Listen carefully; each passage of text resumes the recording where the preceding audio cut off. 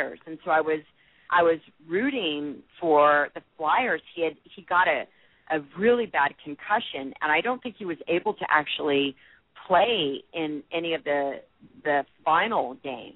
But and then anyway, but so I was rooting for the Flyers, but when Chicago won, it was such an exciting thing. 'Cause, yeah, it had been a while. Yeah, it was surreal.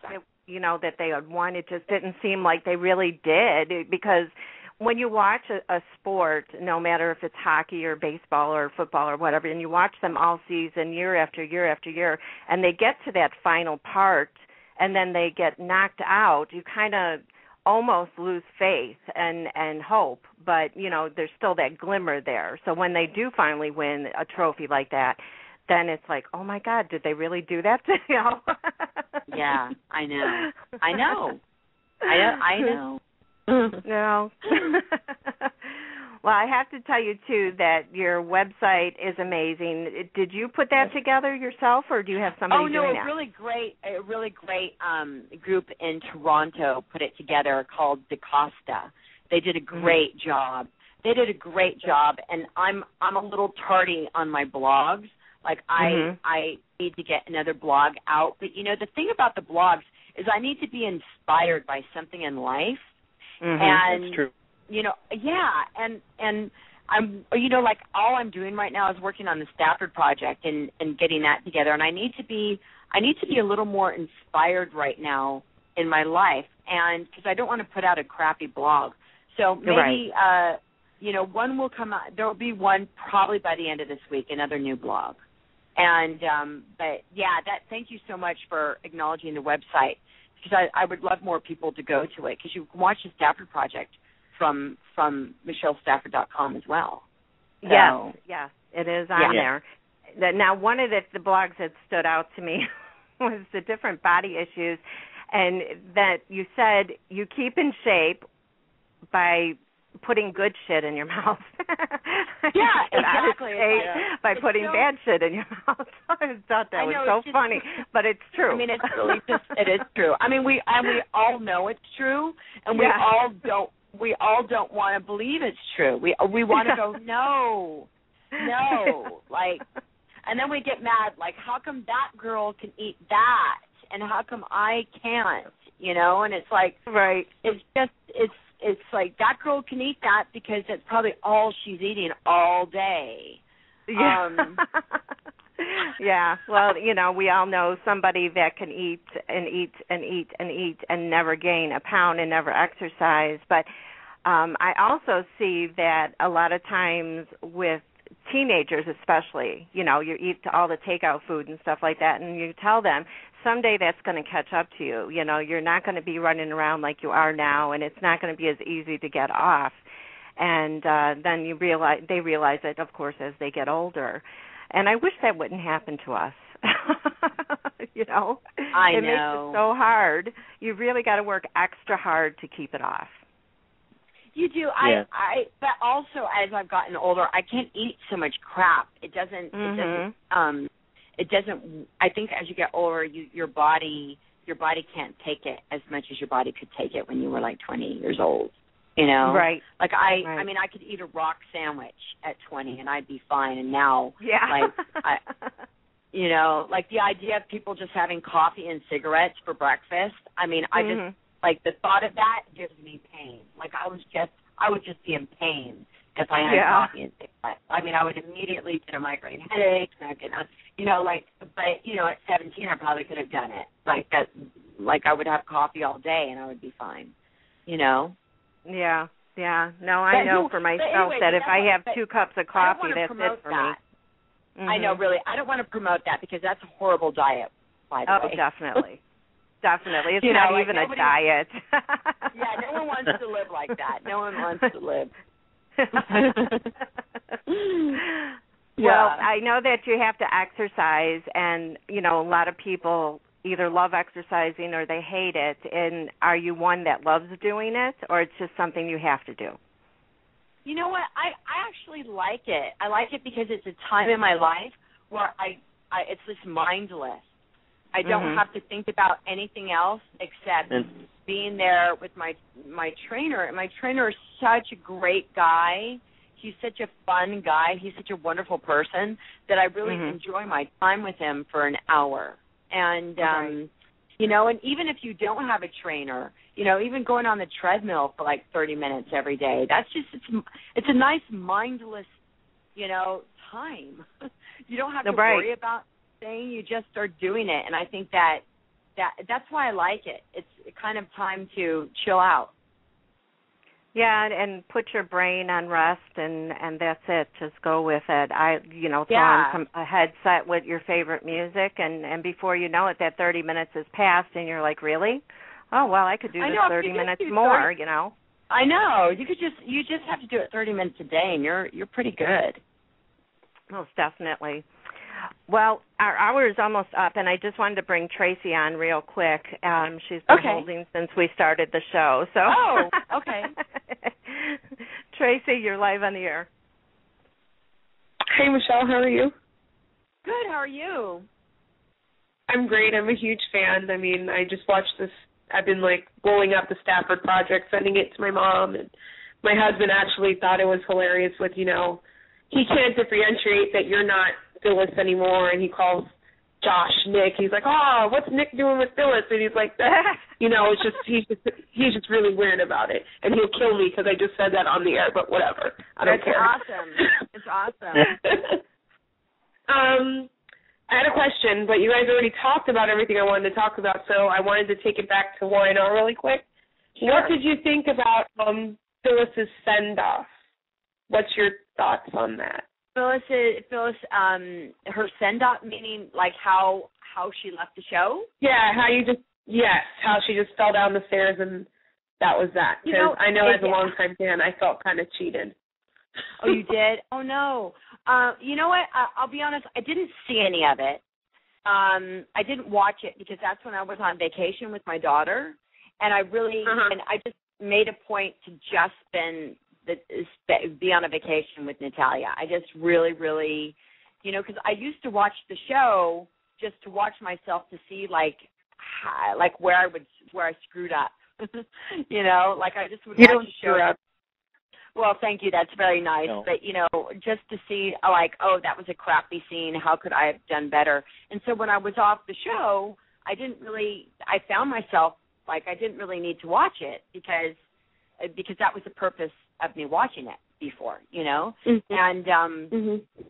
so I didn't watch it, so I didn't see it, and people have, I guess a lot of people didn't like that, because I've done some interviews recently, and all I've heard are complaints about how she was written off the show, and I haven't heard anybody say they liked it at all. So I don't know. I suppose it wasn't your fault. I mean, you're just doing what you're given. So yeah, thank you. That's very sweet. Yeah, I mean that's what I say. I mean, they said that she was going to go into a coma, and I said okay, and that's what I did. I mean, I was in a coma for the last 2 weeks. And you know what? That's what they wanted to do. That's how they wanted to end the story, and so I just went with it, and I don't really have any thoughts about it. I'm so sorry. I mean, I did see the very last episode, and I looked really. I mean, I looked good in my coma. I must say, I looked I looked very healthy. I looked very, very healthy. Michelle, can I ask you one more question before it's time to go? Because I know you're a very busy lady. One of my favorite scenes of all time was you doing the dual role, playing the evil Sheila Carter and Phyllis at the same time. How was that for you to grasp two totally different characters? What was that time like for you? I loved it so much.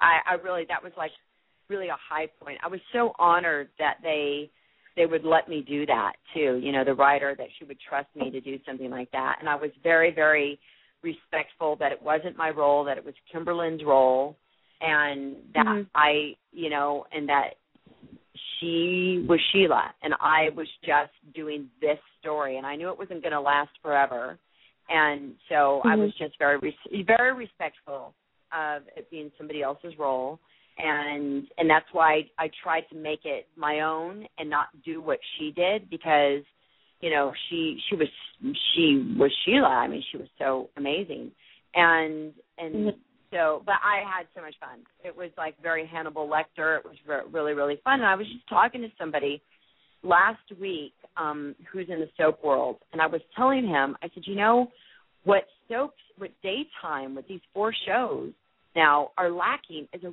really, really bad villain. I mean, exactly. I just don't.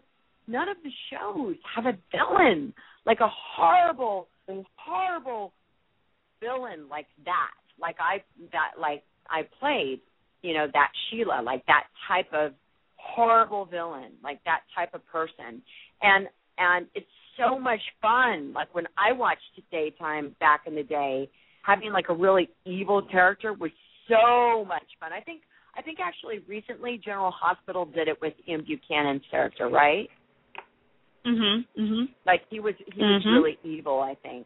But I remember back in the day there was always someone really evil, and that's what I loved about Phyllis in the beginning, how like evil and crazy she was. Loved it. What shows did you watch back in the day? Back in the day, I watched ABC lineup. I watched Ryan Tope, All My Children, One Life to Live, and General Hospital. All the ones I watched. Yep, that was my lineup. I'm born and raised CBS. I could never switch on my CBS crew. So I grew up on you, and it's just like amazing that I'm talking to you right now. Oh, cool. Thank you. It's great talking to you, too. Thank you for caring. Thank you for watching the Stafford Project, and thank you for caring, I love the-young-and-the-restless, by the way. I love it, and I'm glad that you continue to watch. It's a really great show, and it's great people there, and they're all my friends, and I love them all so, so much.